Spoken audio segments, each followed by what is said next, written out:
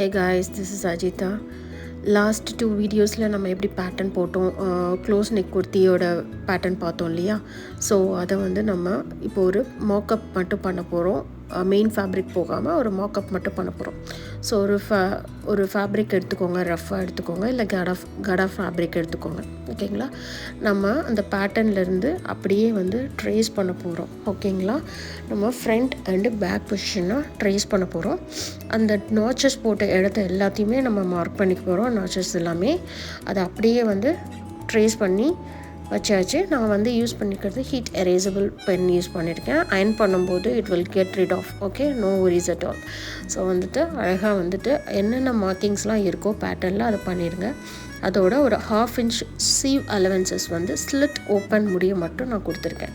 அதுதான் அங்கே கொடுத்துருக்கேன். ஓகேங்களா. கீழே ரிமைனிங் போர்ஷனை ஸ்லிட் லைக் தட் நம்ம பேக்குக்கும் பண்ணுறோம். சீம் அலவன்சஸ் எங்கே இது ஜஸ்ட் ஃபார் அ மாக்கப்ன்றதுனால நான் என்ன பண்ணியிருக்கேன், ஷோல்டருக்கு 1/2 சீம் அலவன்சஸ் கொடுத்துருக்கேன், ஆர்ம் ஹோல்க்கு 1/2 கொடுத்துருக்கேன்.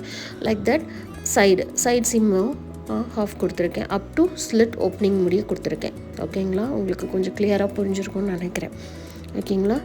ஸோ ஃப்ரண்ட்டுக்கு எப்படி பண்ணோமோ த சேம் வே பேக்குக்கும் பண்ணிக்கிறோம். இந்த 2 பீஸ் நான் வந்து கட் பண்ணி வச்சுட்டேன். ஆன் ஃபோல்டில் வச்சு நான் கட் பண்ணியிருக்கேன். ஆன் ஃபோல்ட்னா என்ன, ஃபோல்ட் பண்ணி நான் கட் பண்ணியிருக்கேன், ட்ரூ பண்ணி. ஓகேங்களா. நான் ஒரு சிங்கிள் ஸ்லீவ் மட்டும் தான் எடுத்திருக்கேன், டபுள் ஸ்லீவ்லாம் எடுக்கல. ஏன்னா ஸ்லீவ்லெஸ் போட்டால் எப்படி இருக்கும், இந்த சேம் வே வந்துட்டு 3/4 போட்டால் எப்படி இருக்குன்றதை செக் பண்ணுறதுக்காக நான் ஒரு மாக்கப் பண்ணுறேன்.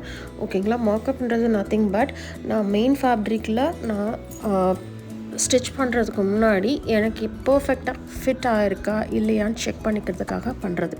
ஓகேங்களா.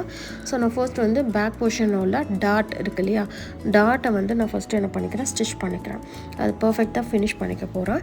இது வந்துட்டு டாட் வந்து அந்த எண்டு டு எண்டு ஸ்டிச் பண்ணால் நமக்கு பர்ஃபெக்டாக வராது. ஸோ மிட் ஆஃப் த டாட்லேருந்து கொஞ்சம் மேலே அதுலேருந்து ஸ்டார்ட் பண்ணிவிட்டு நம்ம என்ன பண்ண போகிறோம், அந்த எட்ஜுக்கு கொண்டு வர போகிறோம். அதுவும் ஒரு ஷார்ப்பாக கொண்டு போகாமல் கொஞ்சம் பிளண்டாக கொண்டு வந்து முடிக்க போகிறோம். ஓகேங்களா. ஸோ முடிச்சுட்டு அதோட எண்டை வந்து நான் வந்து என்ன போகிறேன், ஒரு நாட் போட்டு வச்சுக்கிறேன் பிரியாமல் இருக்கிறதுக்காக. ஓகேங்களா. அந்த இடத்துல லாக் ஸ்டிச் போடாதீங்க, அது வந்து நல்லா இருக்காது. ஓகேங்களா. ஸோ வித்தவுட் லாக் ஸ்டிச் தான் நம்ம வந்து டாட்டில் வந்து நம்ம பிடிக்கணும். Okay.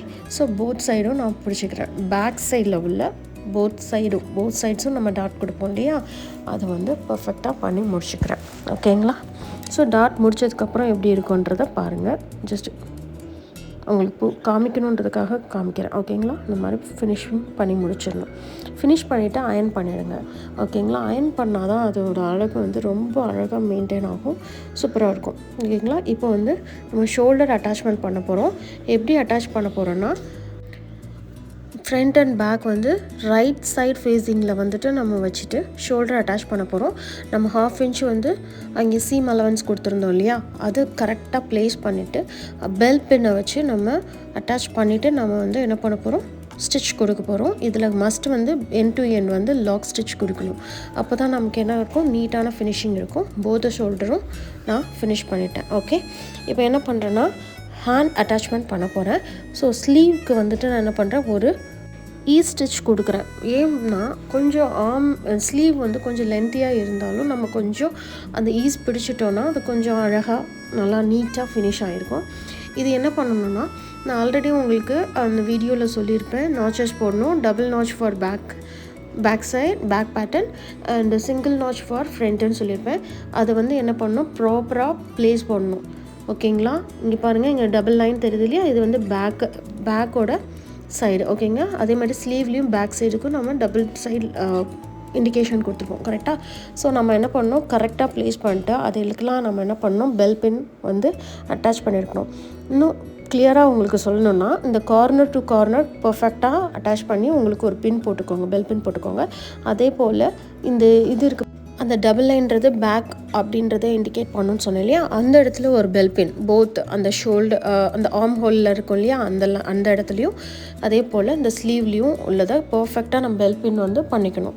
Like that centre of the shoulder, அந்த ஷோல்டர் அட்டாச்மெண்ட் இருக்கும்ல, ஃப்ரண்ட் அண்ட் பேக்கோட பாடிஸ் பார்ட் இருக்கு இல்லையா, அந்த இதோட சென்டரில் கரெக்டாக அதே மாதிரி இதில் நம்ம நாச் போட்டு வச்சுருப்போம், அந்த இதை ஒரு பெல் பின் பண்ணி வச்சுக்கணும்.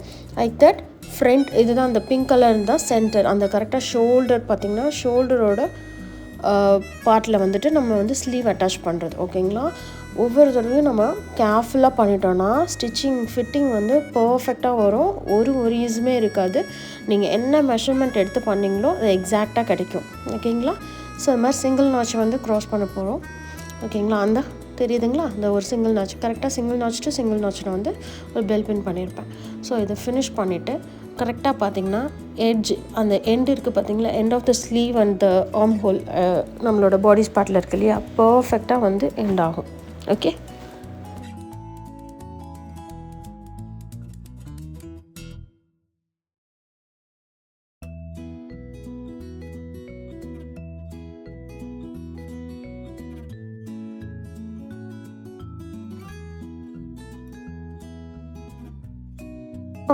மறக்கவே கூடாது. நம்ம எண்டில் வந்துட்டு லாக் ஸ்டிச் கம்பல்சரி கொடுத்துடணும். ஏன்னா அது பிரிஞ்சு வரக்கூடாது. அதுக்காக லாக் ஸ்டிச் கம்பல்சரி.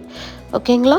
டாட்டில் மட்டும்தான் நம்ம வந்து லாக் ஸ்டிச் கொடுக்கக்கூடாது. ஓகேங்களா? லாக் ஸ்டிச் கொடுத்தா அது அசிங்கமாக இருக்கும். ஓகேங்களா? அது ஒரு நீட் ஃபினிஷிங்காக இருக்காது. ஓகேங்களா? இப்போ வந்து ஸ்லீவையும் நம்ம வந்து பாடி ஸ்பாட்டோட அட்டாச் பண்ணிட்டோம். ஓகேங்களா?